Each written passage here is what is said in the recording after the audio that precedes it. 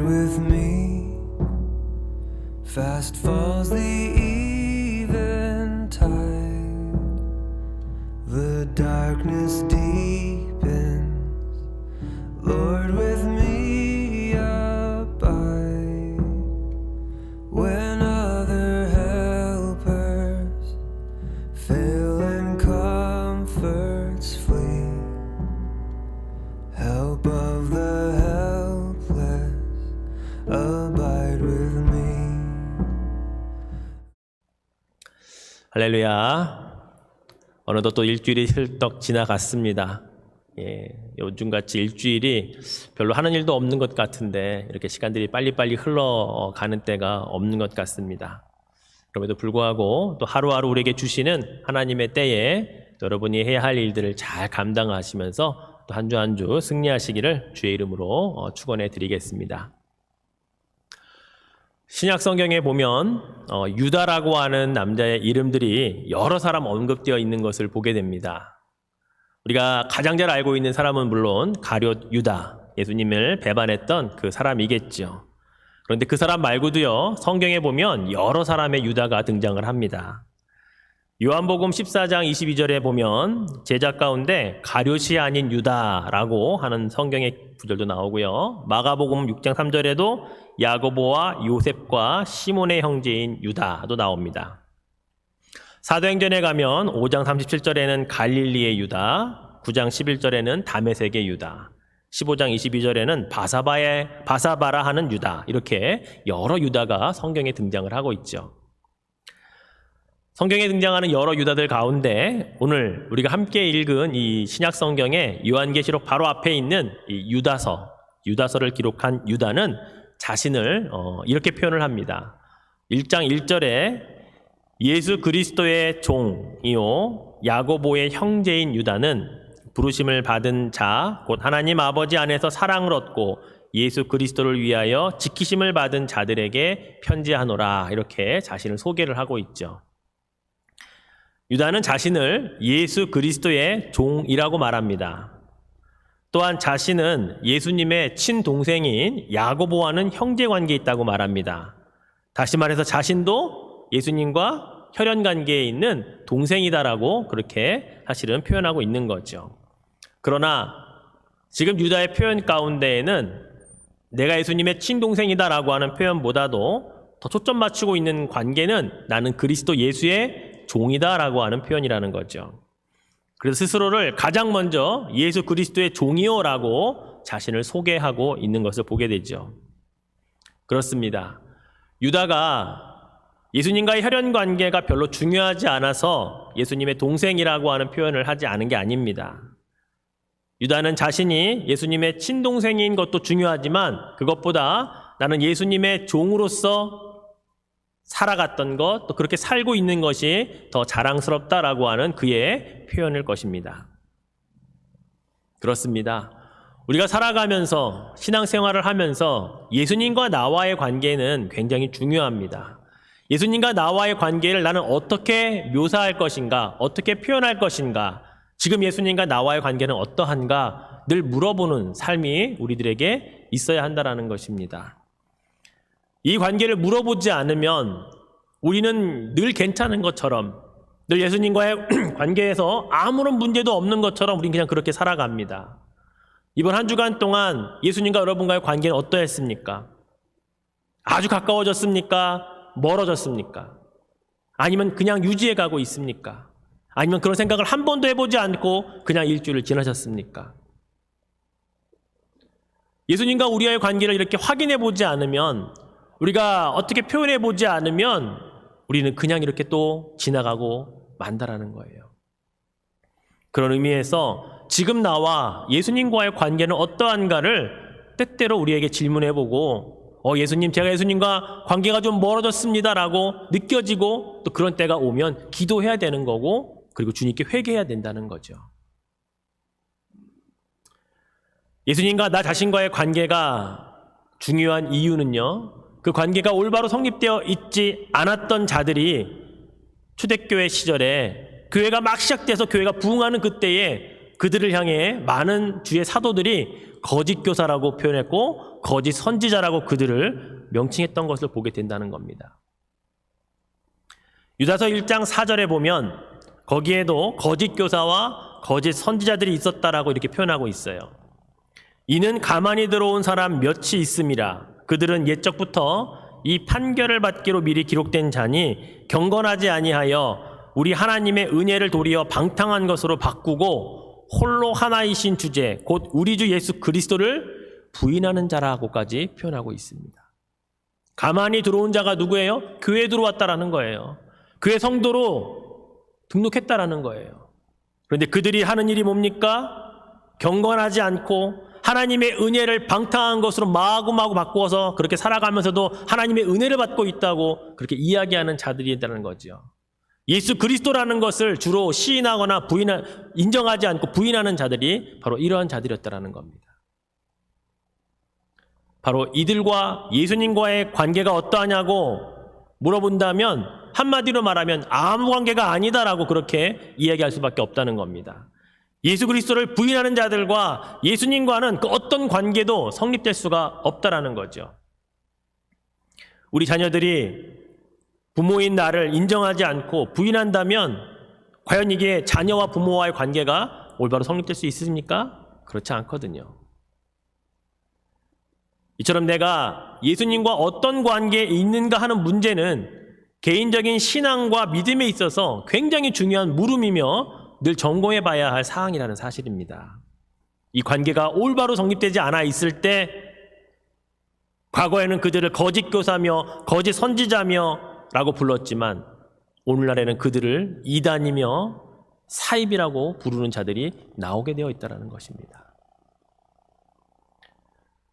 유다서는 1장밖에 없어요. 짧은 서신입니다. 그런데 이 안에 그리스도와 우리와의 관계가 어떻게 맺어져야 하는가를 확인할 수 있는 구절들이 참 많이 있습니다.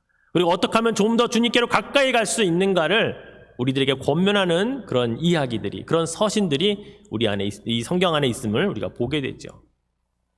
유다서는 1장밖에 없지만 크게 두 부분으로 나눕니다. 1절부터 16절까지는 거짓 교사와 거짓 선지자들에 대한 심판의 메시지를 전하고 있고요.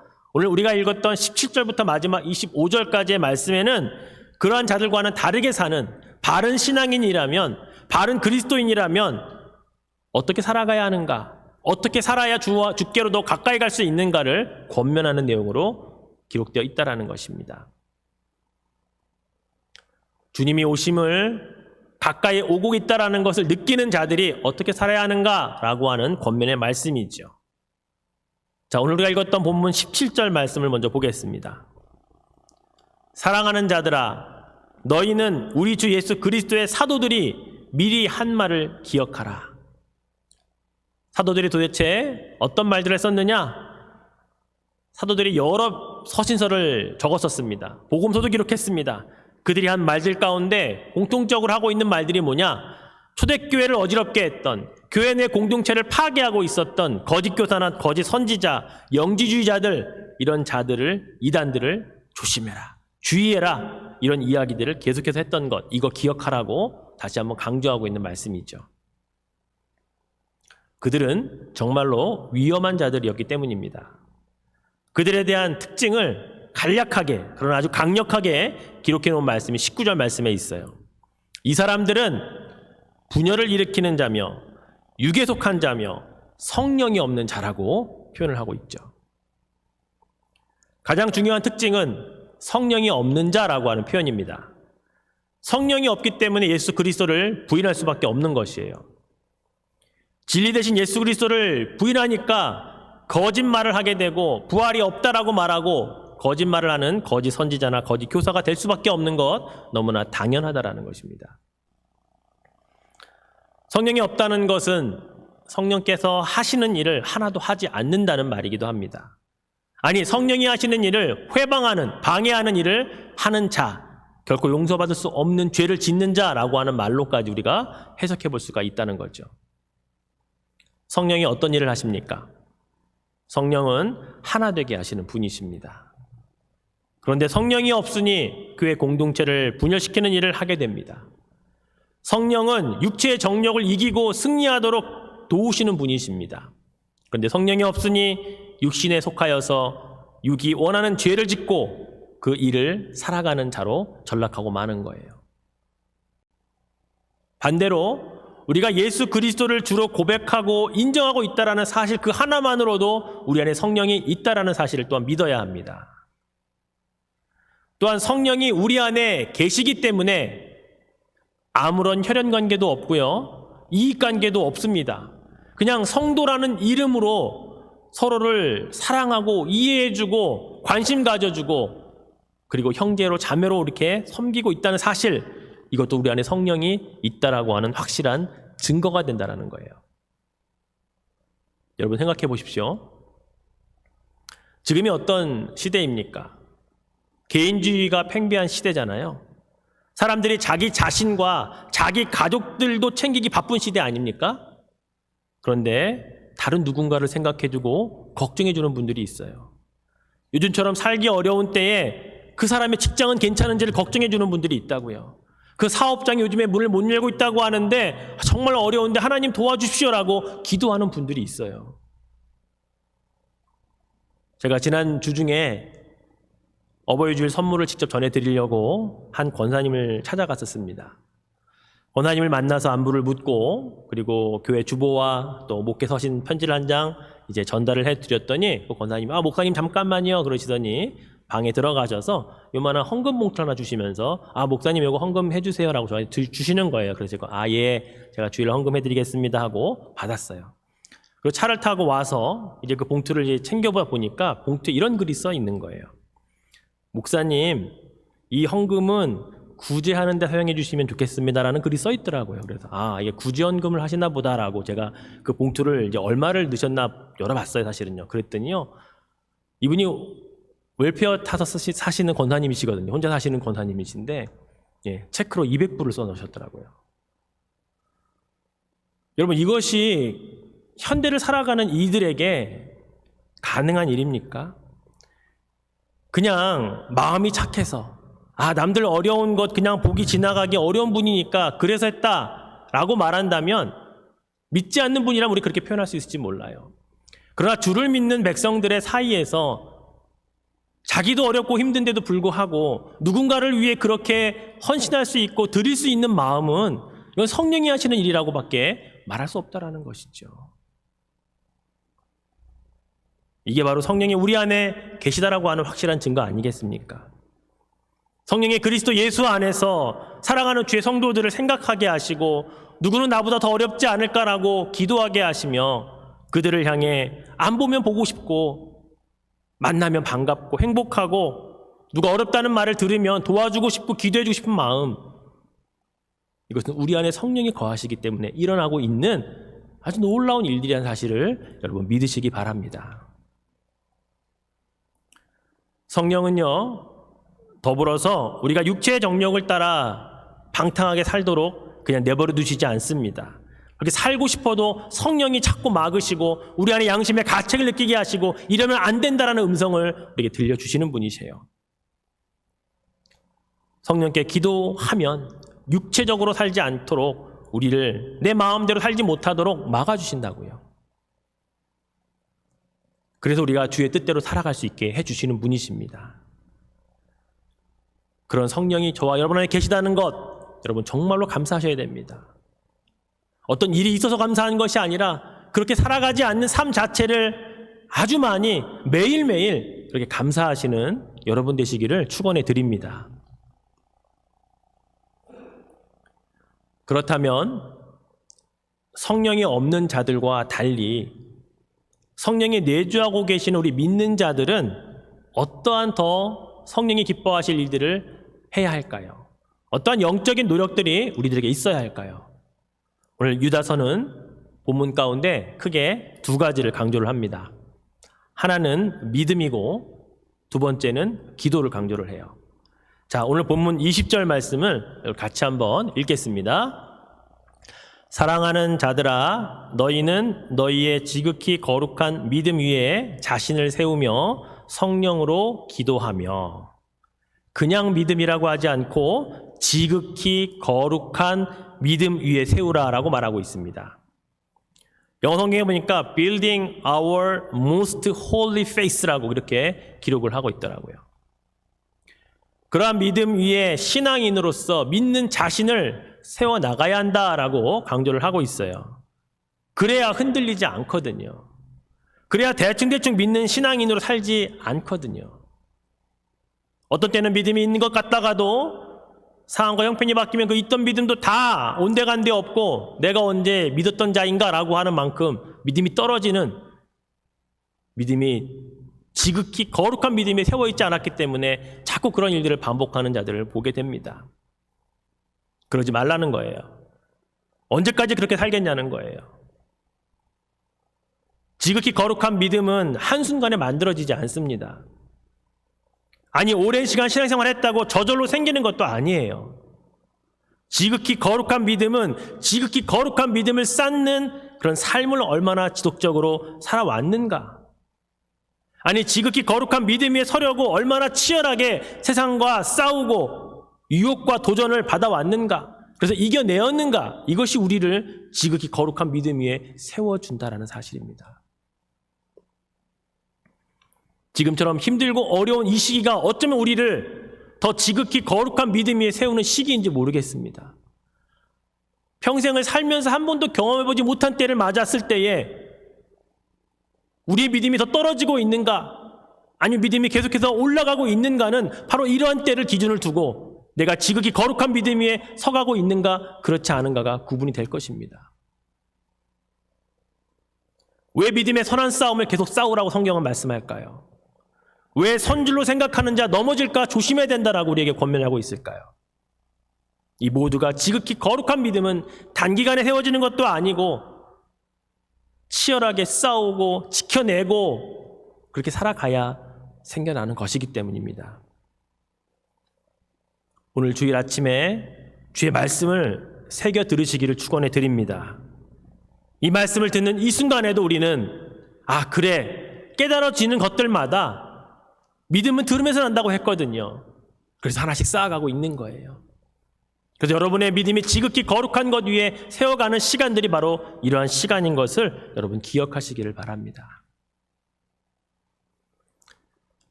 유다는 지극히 거룩한 믿음 위에 서야 한다라고 말한 다음에 더불어 강조한 것이 기도였습니다.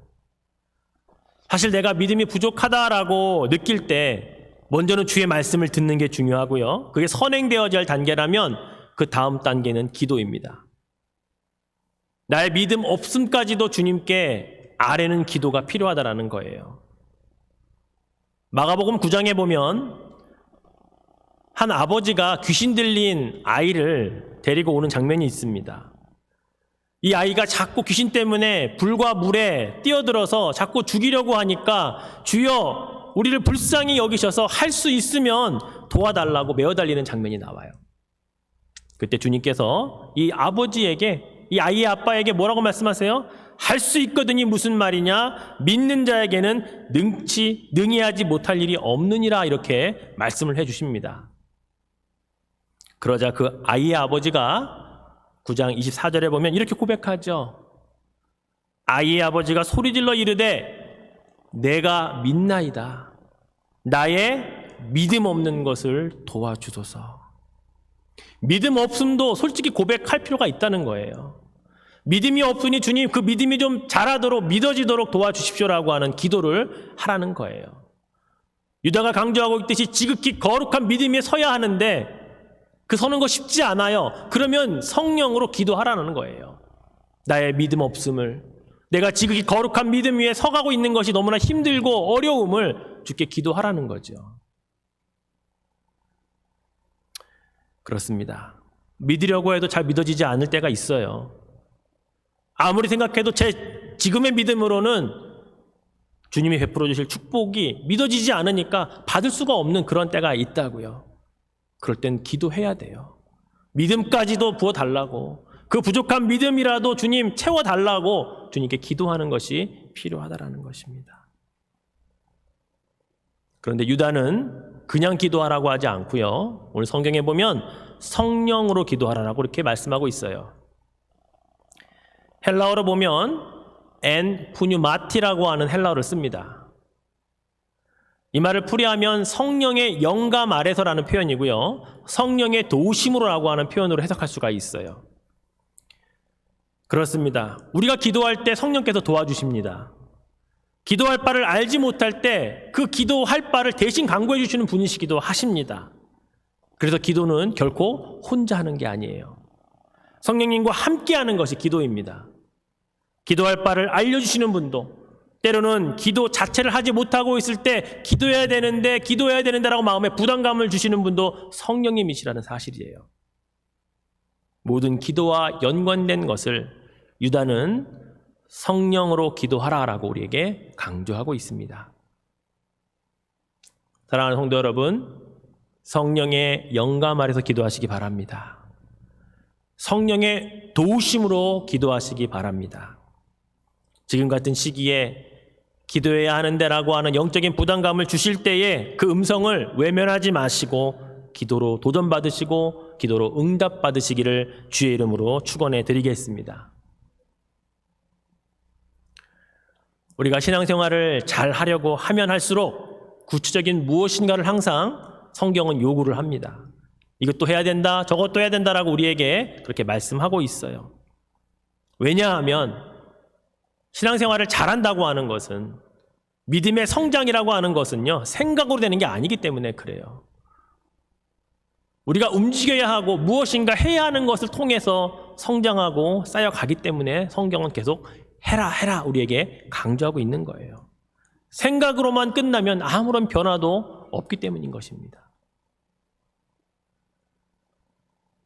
유다가 자신을 소개할 때 야고보의 동생이라고 소개했었죠.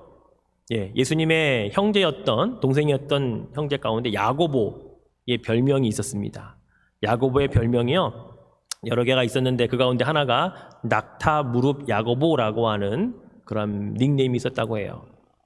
낙타 무릎은 여러분 어떤 의미인 줄 아시죠? AD 44년에 아그리파 1세가 기독교를 박해하기 시작했을 때에 가장 첫 번째 수장이었던 베드로를 옥에 가둔 적이 있었습니다. 성경에 기록되어 있죠. 그때 천사가 옥에 있는 베드로를 구출해서 탈출시켜주는 장면이 기록되어 있죠. 자, 옥에서 탈출했기 때문에 예루살렘에 그대로 남아있을 수가 없었습니다. 그곳을 떠나야만 했어요.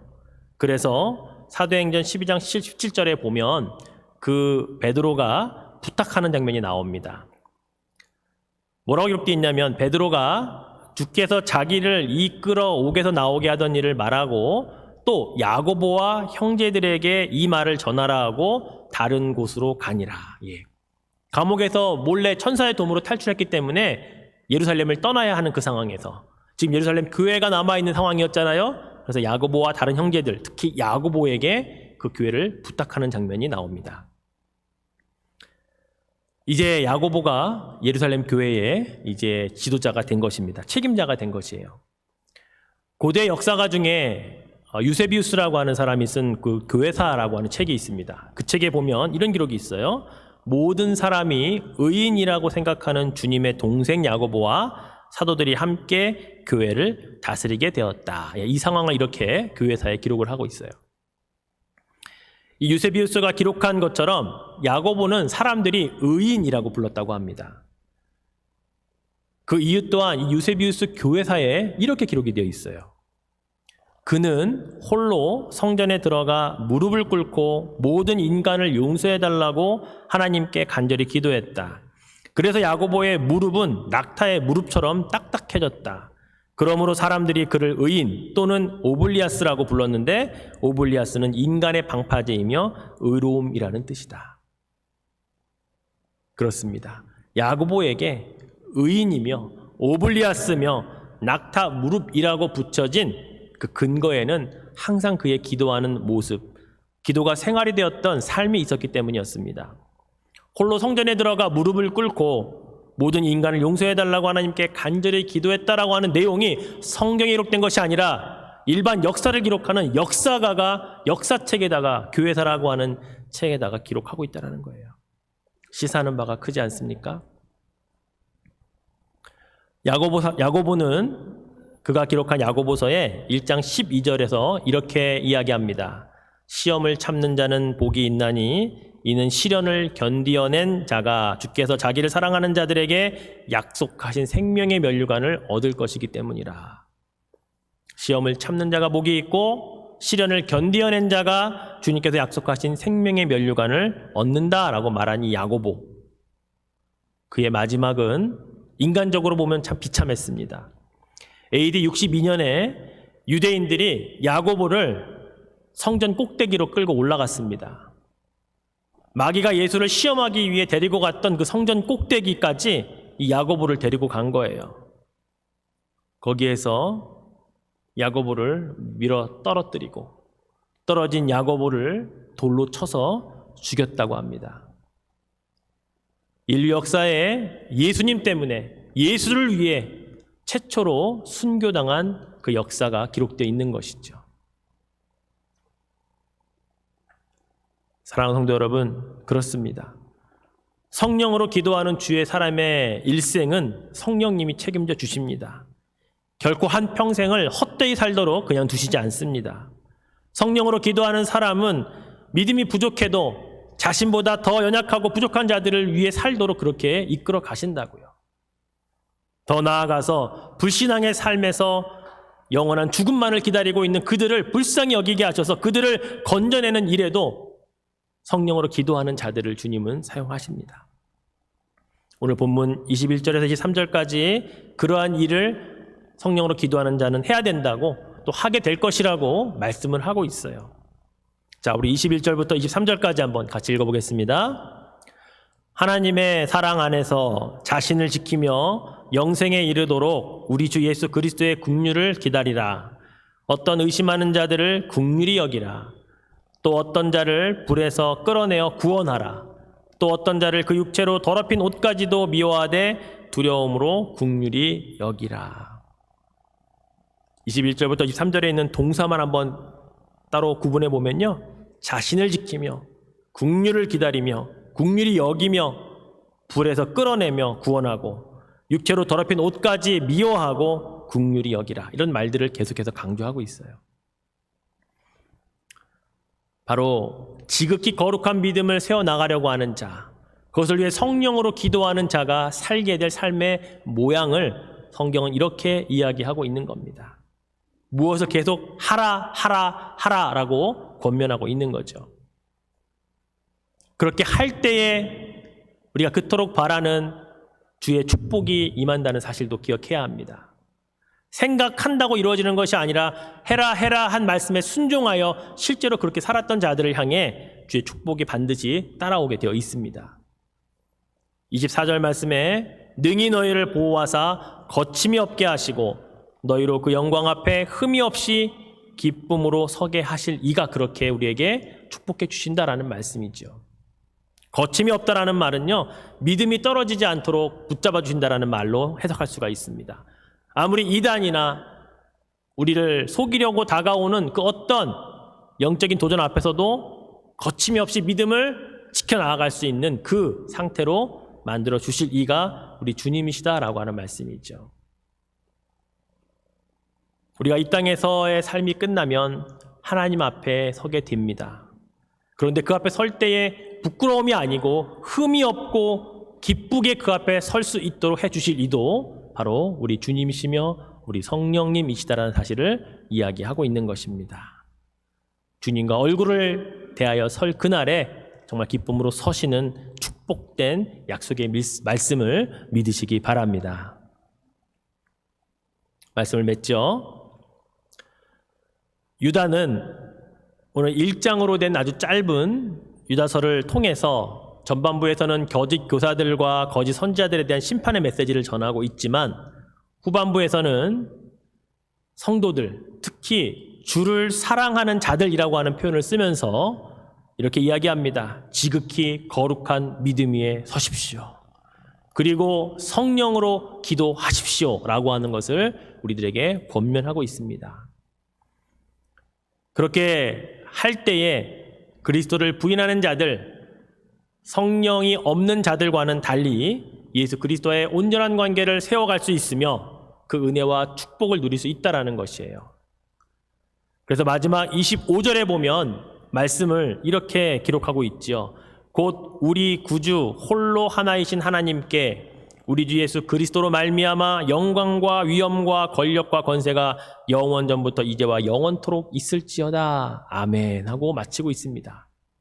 그래요.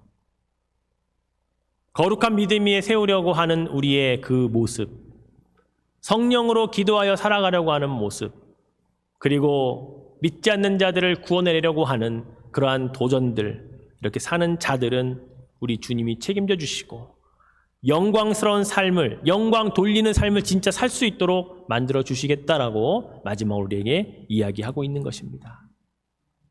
사랑하는 성도 여러분, 우리 모두 하나님께 영광 올려드리며 살기를 바랍니다.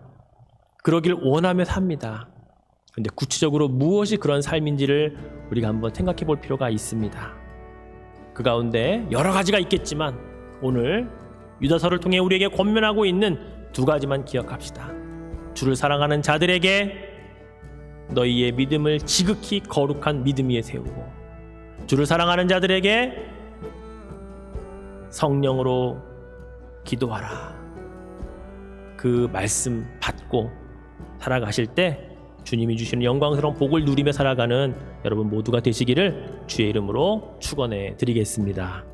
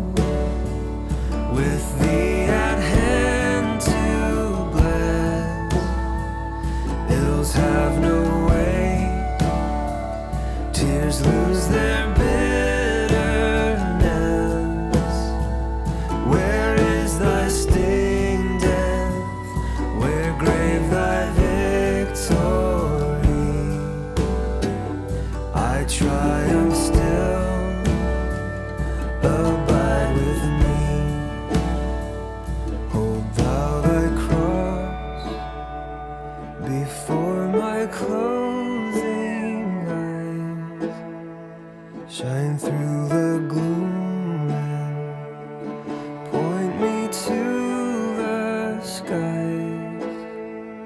Heaven's morning breaks and earth and shadows flee. In life in